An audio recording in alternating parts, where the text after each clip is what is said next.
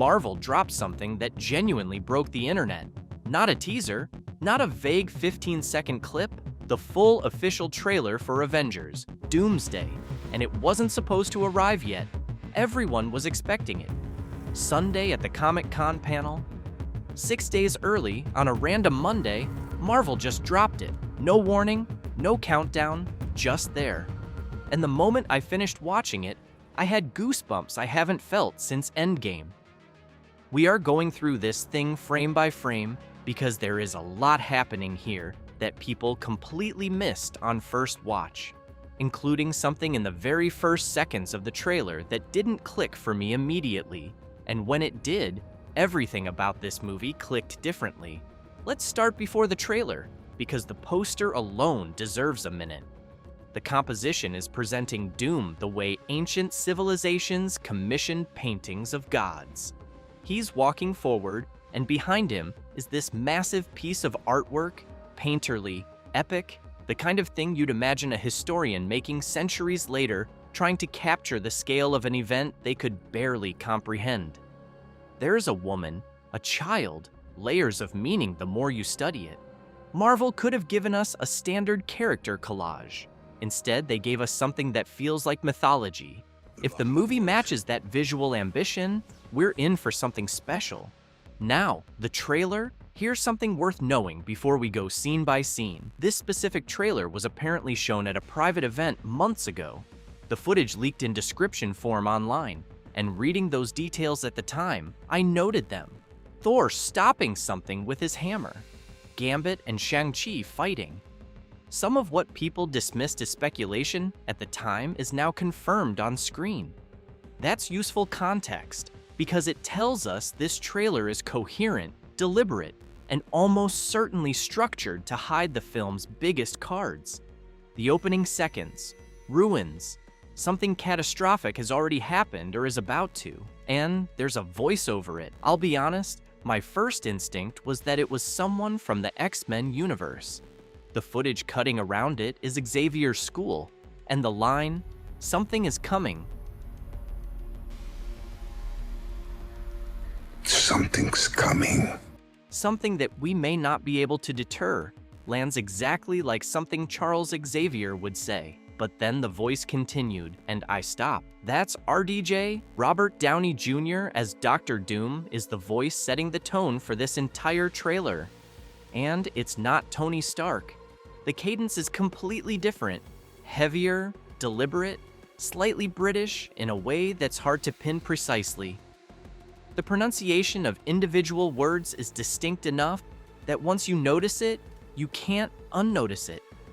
The way he stresses unthinkable, not where you'd expect the emphasis to fall. It's a performance choice, and in just a few lines, it communicates something important. This version of Doom comes from somewhere specific, with a history of his own. We're getting a side profile in the trailer, that first official look, and it's enough. What's also interesting is what that voiceover means for the story. If Doom is warning that something is coming that even he can't stop, his world is being threatened by an incursion too. He's not purely the aggressor here. He's potentially a man who watched his universe collapse and decided that the only rational response was to take control of everything before it happens again. That's the version of Doom the comics have always said was the most dangerous. Not the one who wants to conquer, the one who genuinely believes conquest is the only way to save what he loves. Then Thor takes over the trailer, and it becomes clear he's the emotional center of this movie. At about the 30-second mark, we get the first full exterior shot of the completed Avengers Tower, and it's exactly what the comics fans hoped. Lightning aesthetics.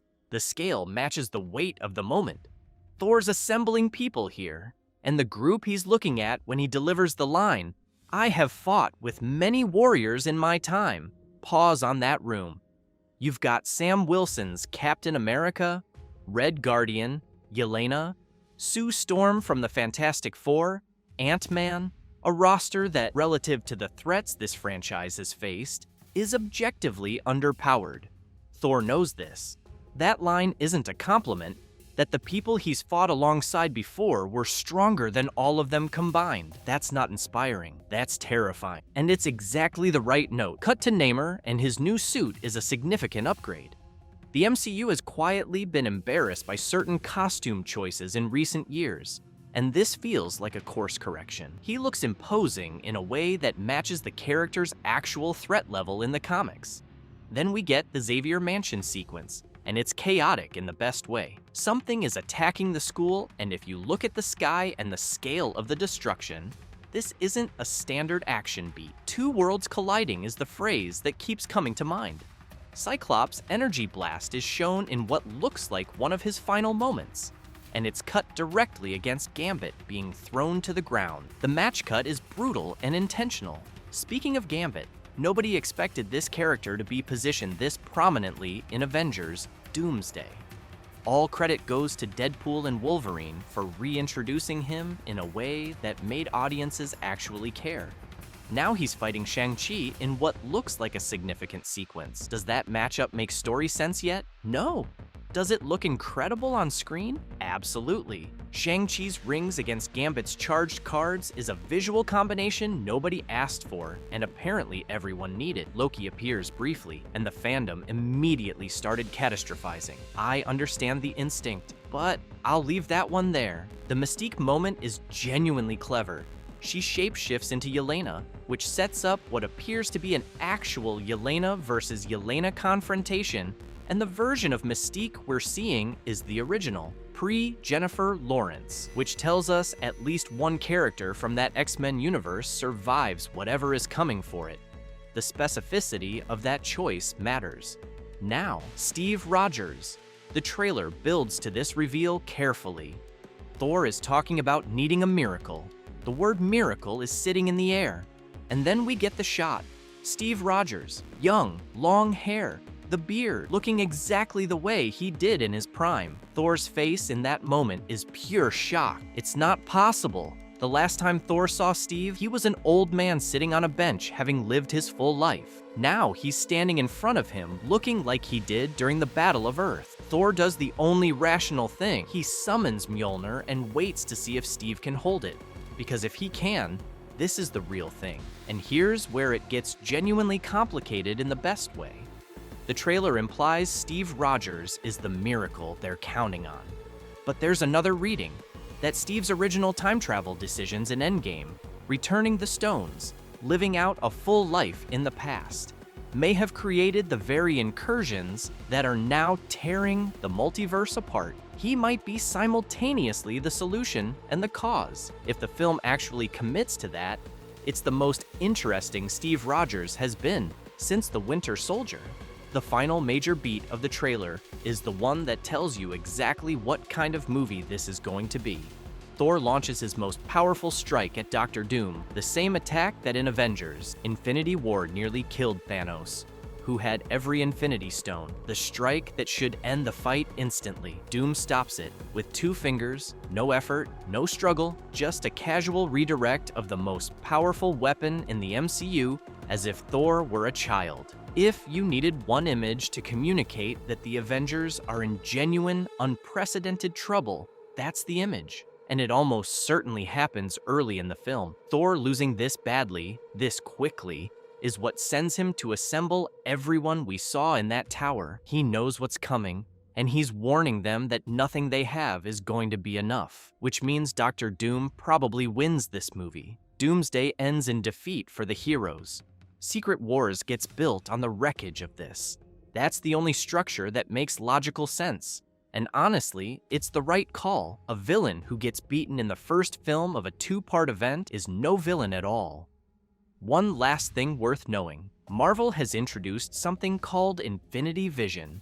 Essentially, their answer to the format war that emerged when Dune Part 3 locked down IMAX rights for the same December 18th release window. Rather than building new theaters, Infinity Vision appears to be a certification system, qualifying existing large format screens, potentially releasing a second version of the film with an extended aspect ratio and additional footage exclusive to those auditoriums. The specifics haven't been officially confirmed yet, but the competitive logic is clear. If you can't have IMAX, you build something to compete with it on your own terms. December 18th, the date is confirmed and it's not moving. This trailer delivered everything it needed to and withheld almost everything that actually matters. We still don't know what Doom's full plan is. We still don't know who survives. We don't know which universes collapse or which characters cross over permanently into the main MCU going forward. What we do know is that for the first time in a long time, Marvel has put together something that feels genuinely high stakes. The scale matches the ambition, the tone is right, and the villain, for once, feels like an actual threat. Drop your reactions in the comments. I want to know what scene hit hardest for you. Like the video if this breakdown helped, and I'll see you for the next one.